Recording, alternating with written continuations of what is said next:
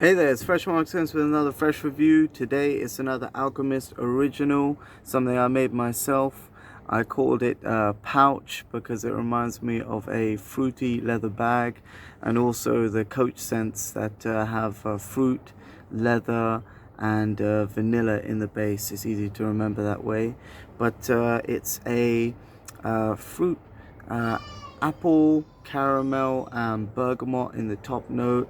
You get some in the heart, you get some sage, a little bit of cypress wood, gunyak wood, fruity notes, floral notes of jasmine, and a little bit of violet.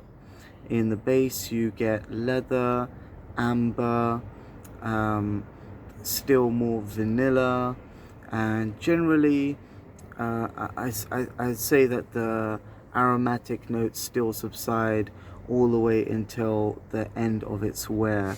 So that's the whole composition. But if I was to smell the top note, I'll just spray it one more time because I've got the dry down on the other hand. Sorry, I have to do a lot of repeats today. But yeah, so the opening, it starts with that creamy bergamot, creamy, slightly zesty bergamot,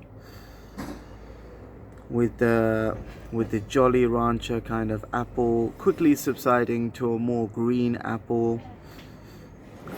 Faint notes of faint but slightly sharp notes at the same time of caramel, or fighting between the creamy gunyak wood note.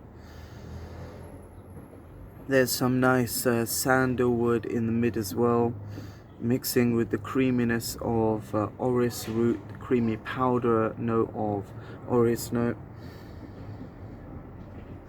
making it almost like white paste, but with some zingy lemon, creamy bergamot, and those caramel notes are still hitting through the perfume.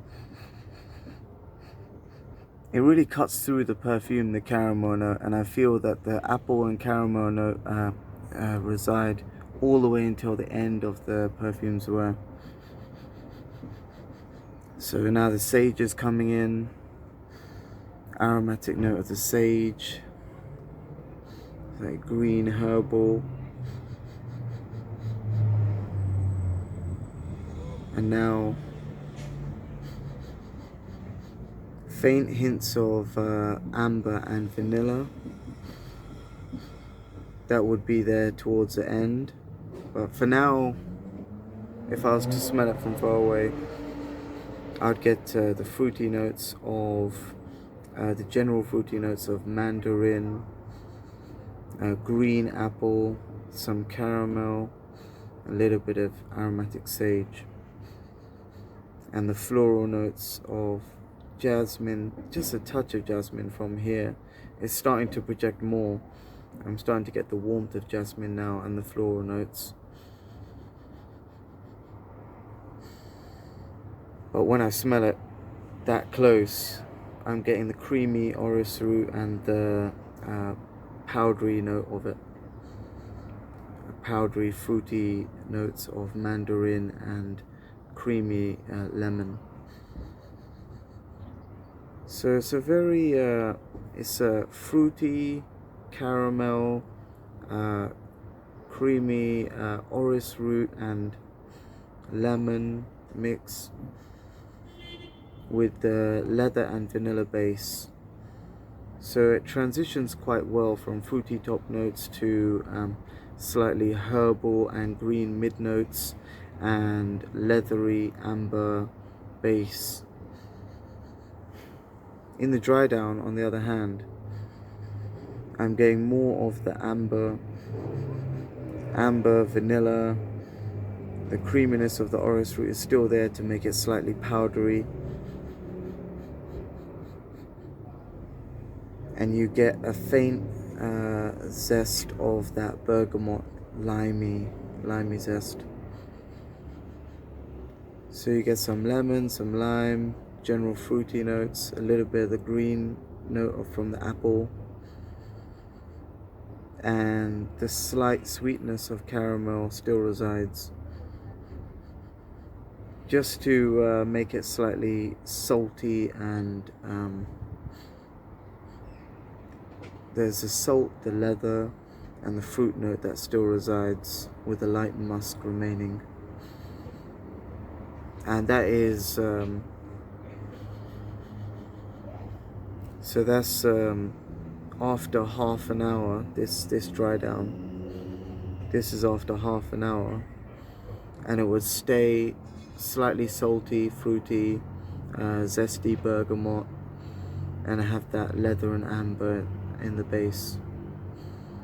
So the composition of this fragrance, the proportions are, I done every 3 sprays of Jardin Exclusive, I done 5 sprays of Jimmy Choo, and then I done 2 sprays of Sauvage Parfum, to 5 sprays of Jimmy Choo Man Blue, which is the base fragrance, and that is Jimmy Choo Man Blue.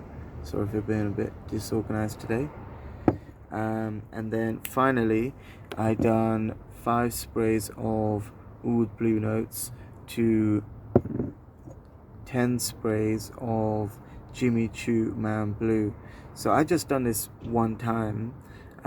You can do this as many times as you want, this combination, but overall I sprayed 20 sprays of Jimmy Choo Man Blue to 3 sprays of Jardin Exclusive, 2 sprays of Sauvage Parfum, 5 of Oud Blue Notes, and after I've done all of that, I decided to add 3 sprays of Jardin Exclusive and another 5 of Jimmy Choo Man Blue. So this is definitely the base of the fragrance. I chose this because the aromatic notes clashed with the bergamot and vanilla of Sauvage Parfum. I felt that it really had a majestic effect of the creamy vanilla and bergamot, creating a very alluring and almost magical scent cloud.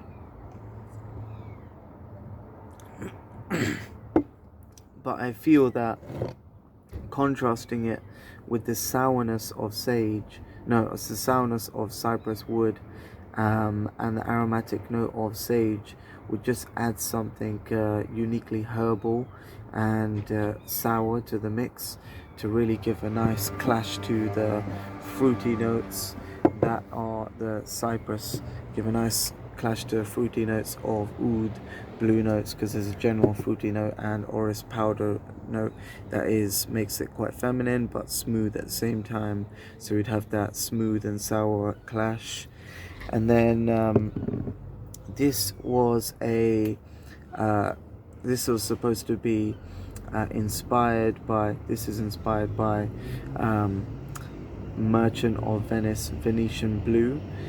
So I added quite a playful apple with the caramel, because that is the standout feature in the fragrance. It's the apple caramel. It's got some birch on the top, the Venetian Blue, and some vanilla and leather in the base.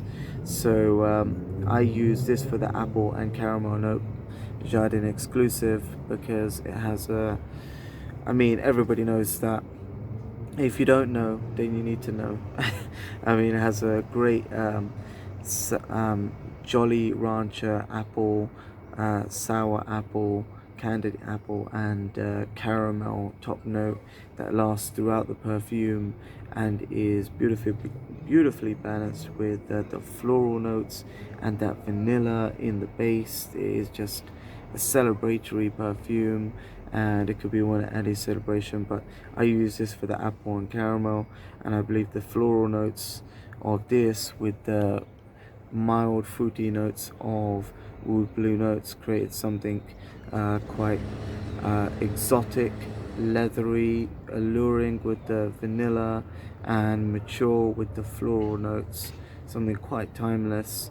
But I say so myself, but you guys should check it out yourself by mixing it. Definitely check out the mix. I called it Pouch because it reminds me of the vanilla based perfumes of Coach, with a bit of vanilla, leather in the base and some fruity notes in the top. And it's just easy for me to remember as a fruity leather bag. That's definitely the one for the journey. So take care and stay fresh.